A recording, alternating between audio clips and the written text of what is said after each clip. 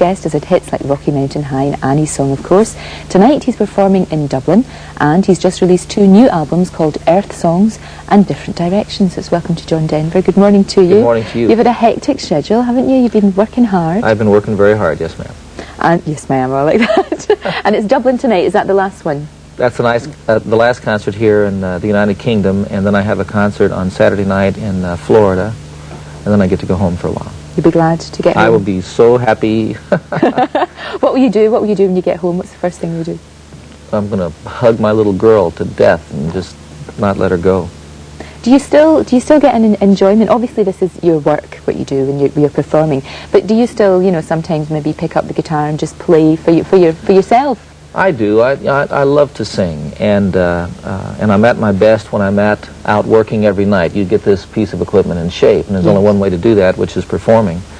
But at home, I pick up the guitar periodically. I like to sing for Jesse, and every once in a while, you have no idea when a song's going to come along, and so.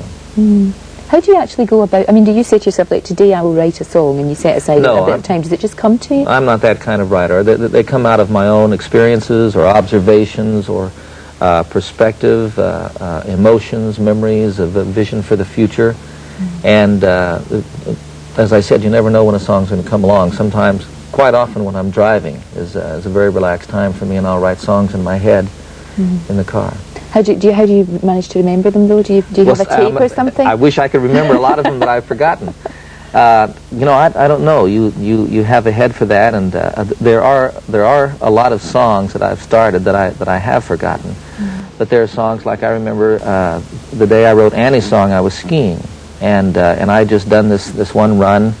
It was in February, and there was nobody on the mountain. A very intense run. Skied right down, got onto the lift, and started riding up, and realized how alive that I felt. And the colors of the ski outfits, the blue sky, the sound of the lift going over the towers, and people skiing, and the smell of that fresh, clean mountain air, and it's like it filled up your senses. And oh, what an idea that is. And then I started thinking about that. What are the other things that make me feel like this?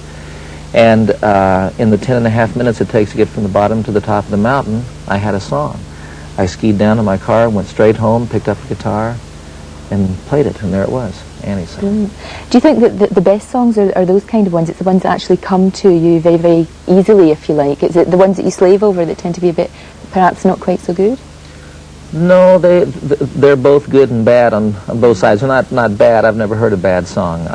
Really? You've never heard about it at all? There's some that I get tired of.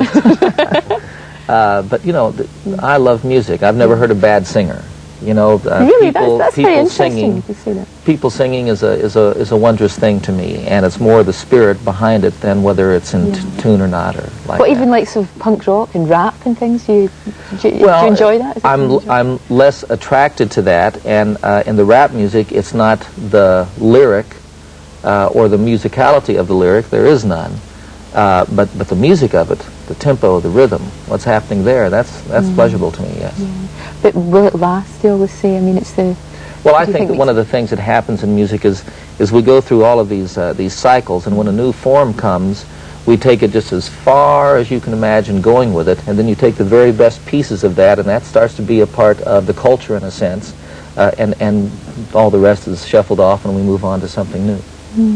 Well, John Denver, it's good to talk to you. We're going to talk to you lots and lots more. But for the moment, we might even persuade you to play for us as well, which would be good. But for the moment, thank you very much. Thank you. You're very welcome.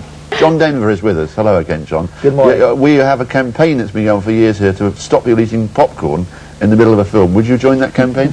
Well, I enjoy my popcorn. I just wish people would pick up their popcorn boxes and put them in the trash, not leave them on the floor. But you can't hear the soundtrack, John. People are whispering on the screen, and you can't hear it for popcorn munching. I quit chewing when they're whispering.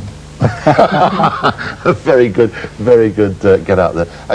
When you're actually relaxing, are you a cinema goer? I love to go to the movies. I really do. And one of the things I've missed, I haven't been to a movie in over a month now, and I'd love to go see Dead Again. Playing Feeling Friday. Do you have any favourites? I mean, do you have any? You know, the old question: what would be your top 5? Is there any favourite film that springs to your mind? Oh, I really enjoyed Dances with Wolves last year. What about space? You're a space lover. Would you What about The Right Stuff or 2001? I enjoyed The Right Stuff. 2001, I think, is one of my all-time favorites, and not 2010, the one that followed that. But yeah, that first one, when they first went to the scenes, and I love the Star Trek movies. I can't wait for the sixth one. I'm a real Trekkie. I love Star Trek. Well, I want to go into space still. Let's try an argument now. Okay. You, we know, are always asked about the environment. You've taken part and, in fact, spearheaded a lot of environmental projects. I would maintain that the generation that's following us right now is far more aware and far more responsible and far more tuned in a much more genuine way than we somewhat belatedly are. I disagree. I think that very young children are exactly what you described. But I think that there's a generation, and maybe two following us, who both aren't as in tune with what's going on and who don't think it can get any better. And in fact, my greatest fear right now is that I think that we're on a downward spiral around the Earth, the whole of human civilization, and if we turn it over to one, maybe two generations who don't think it can get any better, then I think we're signing our own death warrant. And I think something needs to happen to get these young people inspired about getting an education, to realize that the world can be what they dream it to be, and that it's up to them to make it that way. And that's why I wanted to fly in space, as a matter of fact. Yeah, where does this come from, the real ambition to go in space? Where's that from? Well, my father was a pilot. I've always been a science fiction buff. I remember watching with great interest when Sputnik was launched. I remember lying in my backyard in Fort Worth, Texas, and watching Echo 1, looking for Echo 1, the first big reflecting satellite that we put up. And I've been involved with NASA for a long, long time. I received NASA's Public Service Medal for support of what they're doing. And I think there's great potential there and great possibility and a way, again, to get young people interested in an education. Sure, but lots of people will say, the argument is always against space. Is always, well, it's too much money. We should be doing more with the money. We should be doing more for the environment with the money rather than doing that. It's not an argument I actually believe, but it's one that people put up. People said that about the expense of putting a man on the moon, and they don't realize that in 1970 dollars, and I'm sure it's much more now, but in 1970 dollars, there was a $7 return for every dollar we invested in that effort. And it was because of new technology, new artifacts that we take for granted to a large degree. And I think that there's much more potential for great advancement, technologically speaking, through a peaceful effort, the exploration of space, than through making war. And I think there's also incredible things that we need to learn about our planet, which that particular perspective is the only one can help us do that. John, you've spoken eloquently there. Thanks for that. But we would like you, as you're very much a have-guitar, will travel man. You've just released two albums, haven't you, called Earth Songs in Different Directions. Yes. They will zap onto our shop shelves any moment now, will they? I believe they're in the shops now. Would you do us the courtesy, Gambo, in the meantime, thanks for that, by the way. Sure thing. Would you, in the meantime, play us into what we so crudely call a commercial break? Sure. And thanks for being our guest. My pleasure.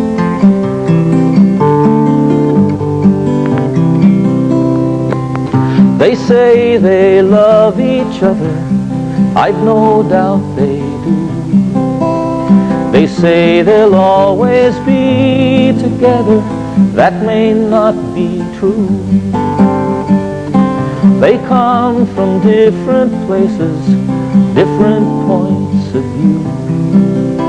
They find themselves in different spaces, everything's all brand new.